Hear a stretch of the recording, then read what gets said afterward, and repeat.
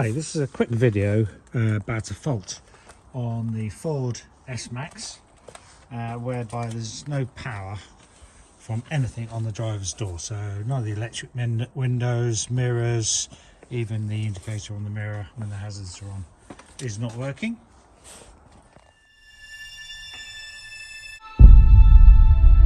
This one happens to be a 2011 year S-Max. I've seen this on some other reports on the internet, someone had exactly the same fault, which is associated with this broken connector here. So this bit was originally poked in there with that rubber cover on it, and to get a screwdriver like this, protect your paintwork. In my case, I've just put a bit of material against it, rubber glove, to save you by damaging your paint when you lever the screwdriver, and you have to poke it into the connector and then lever it out like that in a couple of places. Eventually you'll be able to wiggle this connector out. Don't need to actually disconnect it, and I suspect you'll probably find the same fault. This is all loose, and if you look in the connector where there's any spare holes, then it's pretty obvious that that's the hole where it did go. And to confirm that, I got a bit of wire. Actually, I just put my multimeter on the amps scale, put it on amps, whereby it's effectively quite a low resistance between the two probes. Poked one in that hole there, connected the other onto the wire.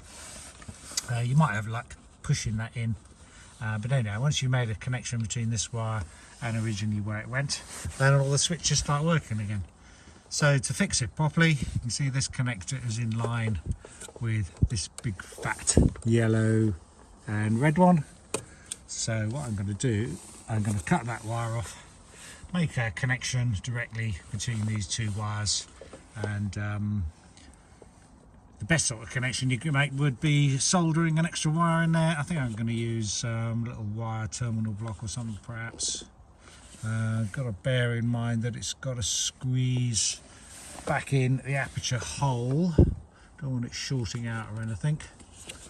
So what would be the best way of fixing it is you can get a new connector clip in there. So let's see what solution we come up with, what works. But that's the solution for this problem. And just before I do it, I'm going to let you know how I'm going to fix this.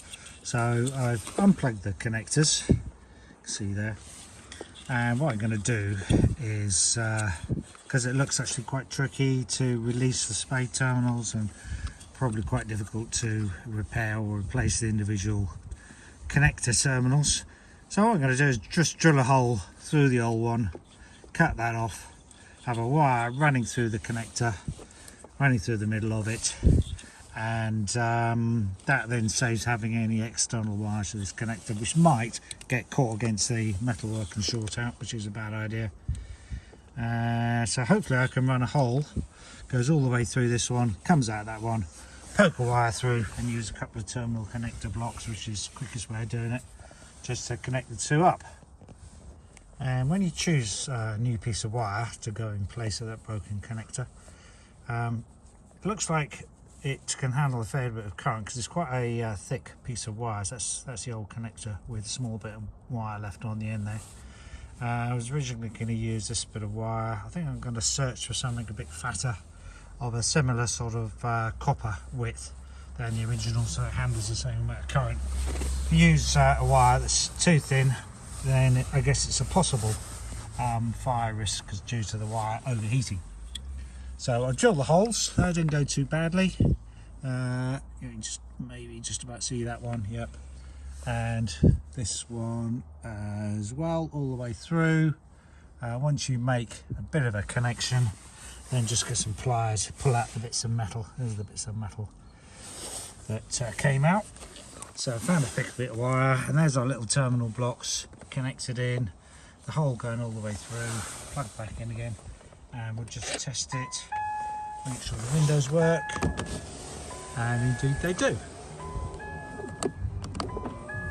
So everything's back to life again. So I'll just wrap a bit of insulation tape around the block, I think, just in case it comes loose to stop it shorting out or anything.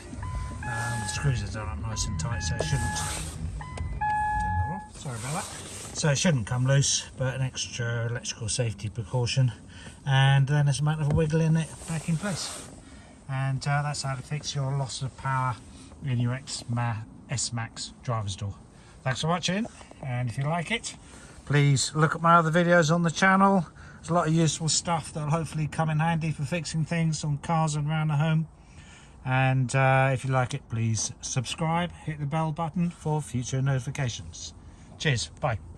And one last thing, if you find the bits of plastic that hold the rubber outer sheath in place are a bit broken, as mine was when I took it apart, then you might find it beneficial to put some super glue just around the edge.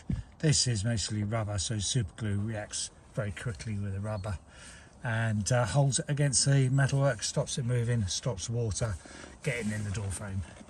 So that's a wise precaution.